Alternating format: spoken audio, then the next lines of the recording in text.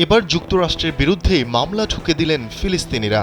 স্থানীয় সময় মঙ্গলবার দায়ের করা হয় মামলাটি।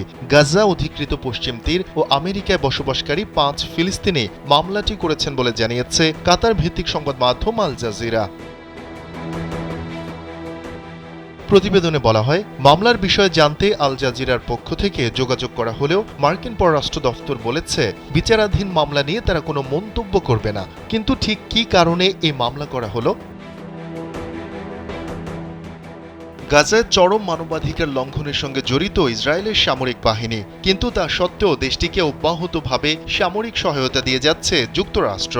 তাই ইসরায়েলের সামরিক বাহিনীর প্রতি সহায়তা কমাতে বা অভিযুক্ত ইউনিটগুলোর সামরিক সহায়তা বন্ধ করতে যুক্তরাষ্ট্রের পররাষ্ট্র দফতরের বিরুদ্ধে এই মামলা করেছেন ৫ ফিলিস্তিনি।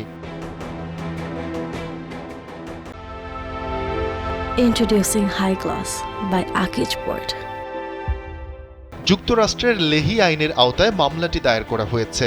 অভিযোগে বলা হয়েছে, লেহি আইন পররাষ্ট্র দফতর চাইলে প্রয়োগ করতে পারত, কিন্তু তারা তা করতে ব্যর্থ হয়েছে।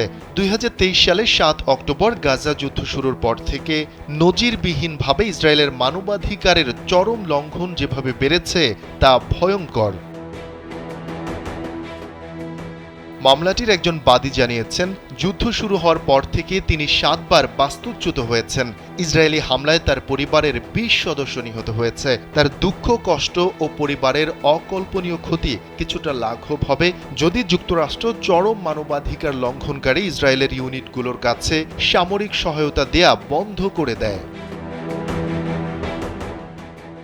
ফিলিস্তিনের অবরুদ্ধ গাজা উপত্যকায় গেল ১৪ মাস ধরে ইসরায়েল যে আগ্রাসন চালাচ্ছে তাতে এ পর্যন্ত নিহত হয়েছেন ৪৫,০০০-এর বেশি মানুষ। এদের মধ্যে ১৭,০০০ শিশু। গেল সোমবার হতাহতের এই পরিসংখ্যান প্রকাশ করে গাজার স্বাস্থ্য মন্ত্রণালয়। শফিকুল ইসলাম শান্ত, কালবেলা ডেস্ক।